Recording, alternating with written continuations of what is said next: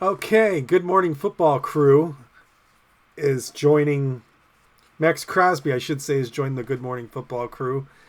And let's hear what they have to say about Eagles-Rams. House money for the Rams is what they're saying, which I don't buy into at all, by the way. But I'll hear what they have to say first. At stake if you're in charge of this Eagles team playing host to the LA Rams? Yeah, it's funny because we think of it on the outside like house money. McVay looks at it as like, no, we think we're going to the Super Bowl. And that's what he's convinced these young guys. And the fact that they didn't play their starters in Week 18 when they played the Seahawks in a game that would have given them the 3 seed had they won. And they said, we're fine playing the 4 seed because we're going to have to play these teams anyway. That's their mentality. Yet if I'm the Eagles, I have to look at this as we are home, they're on a short week, and we have all reasons in the world to take care of business. The weather, the elements. Look, Stafford is 18-3 in December and January as a quarterback of the LA Rams. He's never won an outdoor cold weather road game with those guys. You also look at the fact that Stafford, outdoors in the snow, as much as he played in Detroit, doesn't have a great record in those games either. I think if you're the Eagles, there's all this pressure because of what we didn't do with Saquon in the final week of the season. But they have a distinct home field advantage, and you've got a team that might be emotionally spent from that Monday night game. Eagles, a loss here would be catastrophic considering that the Rams are coming in off of what they just had to go through the past 2 weeks with the LA Fires, with the playing in Arizona, and now on a short week going into your building. It sounds like there's already an excuse built in for the Rams should they choose to use it. You know what that says to me? Here's how much pressure the Rams are facing this weekend. Yep. Zero pressure going to Philadelphia and losing. If they lose, no big deal. Watch out, though, because this, by far, to me, of all the games, is going to be the chippiest, is going to be the after-the-play fracas type things. And I mean, listen, I don't know if you saw this Jared Verse thing. Yeah. It was an incredible thing. Jared Verse, this incredible young passer. Sam Farmer, our guy. Right. Sam Farmer, LA Times. Jared Verse from Pennsylvania says, quote, I hate Eagles fans. They're so annoying. I hate Eagles fans. When I see that green and white, I hate it. I actually get upset. Like I actually genuinely get hot. So Eagles fans, that is catnip. That is just, they're just going to be all over him.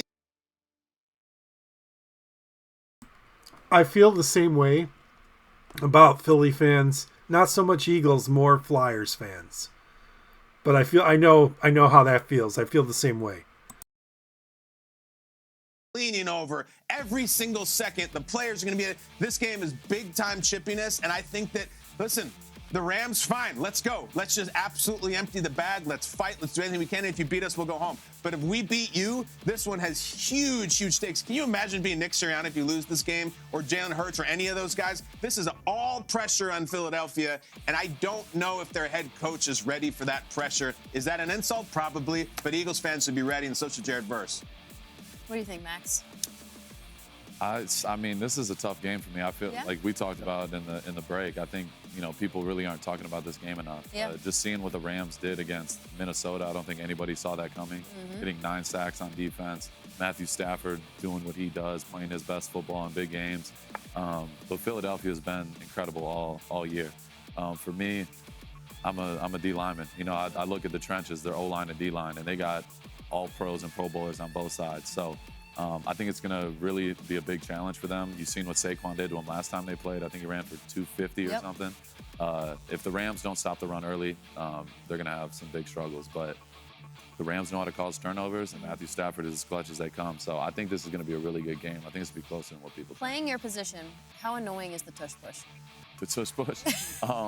It's extremely annoying. You can't stop it. I mean, you really can't stop it. My third year in the league, the Eagles weren't running the tush push at the time. And they were at the goal line. We were beating them at home. And I went Troy Polamalu and jumped over and got Jalen Hurts. Yeah. And I have not seen them run a QB sneak since then. So You are the reason for the tush push. Putting this out there. I'm not trying to tap myself on the back. I think I created the tush push by my stopping the QB sneak. So we have to pull the footage. We'll get that play. Yeah, we're going to get that I don't play. think they've run it ever since, but it's unbelievable how they run it. Even, people talk about Jason Kelsey doing it. he's gone and it still works. Yes. So that plays a cheat code. Yeah, Max went over the top, and then they get max production out of that Tush Push. You can't get rid of it. Yeah. I tell you what's at stake, though. This window for the Philadelphia Eagles. You think back 7 of the last 8 years, them being in the playoffs. You think about the 2 Super Bowl appearances. You think about the 1 Super Bowl win. Like, you don't, in football in general, it's hard. It's hard to have that type of window for that long. And the Philadelphia Eagles have consistently found themselves in this position. I think this could be their last bite at the apple if they don't get past this game. They have to win this game. It's that much pressure for the Philadelphia Eagles. And people think, oh, no, come on, that's hyperbolic. You're going up. No. I mean, there's history that shows, like, when it closes, it closes. And then sometimes you don't get it back for another decade or so. Saquon Barkley. You think you're going to get the same exact production out of Saquon Barkley? Like, they ran this dude over 350-something times. Don't waste Saquon Barkley, because that's the other thing is that you wasted his best season ever. His best season ever, and it's for you guys. So if you know that, you're going all in. I think that when I look at this team, I look at Nick Sirianni, and I look at the way he's coaching these guys, they get over the hump. He understands what's at pressure, because that pressure point, all those things, wasting Saquon, not taking advantage of this window for 8 years. You kept it open for a long time. I think people also start talking, they start chirping, and we know we've seen that chirp. They're a very volatile group. They can go, and when I'm talking about the group, I'm talking about those Philly fans. The noise goes up and down, and I think the noise get louder if they don't win this game. There are a lot of layers to this game. The Jared Verse, I hate Eagles fans despite being a native of Bloomsburg, Pennsylvania. You got the fact that Saquon ran all over him at SoFi. We have the originator of the Tush Push at the table. This is incredible. Ram? Okay. So he talks about the window. I don't think the window closes after this year, but he's got a point. You can only do so much. You can only run Saquon so much. He's up there. He's getting up there in age. So who knows next year if there'll be a drop off with Saquon Barkley. I don't think there will, but with running backs, it happens fast. It really does. It really happens fast. It's like one year they're great, next year they're not. And Saquon is kind of in that age now where next year he might not be. And it's kind of hard to imagine right now because of what an amazing year he had. But I've seen it over and over again. Eddie George comes to mind. Eddie George was the man until he wasn't. And it happened like just overnight, basically. Sean Alexander, another one. I was like, he was unbelievable until he wasn't. There was never really a gradual decline. Maybe you could make a case for Frank Gore, but the dude played until he was 100 years old. But for the most part, running backs are good until they're not. And it's the only position in football, really, where there is a gradual decline, or there's a very steep decline.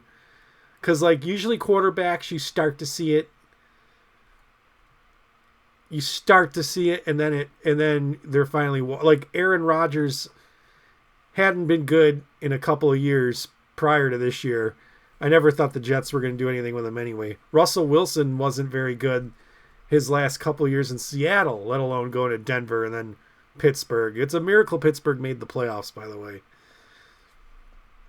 Joe Flacco was another one who was good, and then he declined a little bit each year. And Peyton Manning, like the quarterbacks, you could watch their decline. Running backs, it's always they're amazing, and then they're not. There's never any in between. There's never any. Like, you don't see a running back going from a starting running back to a spell back. It just doesn't happen. It doesn't happen. They go from starting running back to out of the league. You never see a guy in the running back position go from the feature back to a guy who just comes in and gives the starter a breath. Now, it could happen like his last year on the team. Like, you could see that transition, but that wasn't the original intention, and then he's off the team in the following season. But Philly has had so many windows open and close in the last 8 years. It's kind of amazing when you look at their success. They had their Super Bowl win. They completely dismantled that team, brought and built another team, and it all seems like it was like one window, but it was really a couple. It was. There was a couple years in between the Super Bowl run and the run they're in now where they had some down years, which is wild that they were able to rebuild it as fast as they did. Teams just don't do that. Philly did it. I don't think this is the last year of their window. I think that they're going to be good next year. I think they're going to be good for a while. This might be the Rams' final window. I don't know how much time Stafford has left. Now, they have some young guns on that defensive line. And they have a young stud at receiver. So they got pieces to turn it around again if they can get another quarterback right away. But I think the window is closing more on the Rams than it is on the Eagles. I think the Eagles are going to be fine. Whether they win or lose, I think the Eagles are going to win this game because it's an outdoor game in the cold, and the Rams are a soft West Coast team playing in Philadelphia. So I think the Philadelphia is going to win this game. But I think that might close the window on the Rams, on this incarnation of the Rams. I think this is it for the Rams. Let me know what you guys think. I could be wrong. The Rams have, like I said, they have a stud defensive line. They have Puka Nacua. They're healthy. Maybe next year they come out, they win the 1 seed, and they win the whole damn thing. I don't know. But I think this is it for the Rams. I don't think this is it for the Eagles. Thank you guys for watching. I'll see you in the next video. Peace.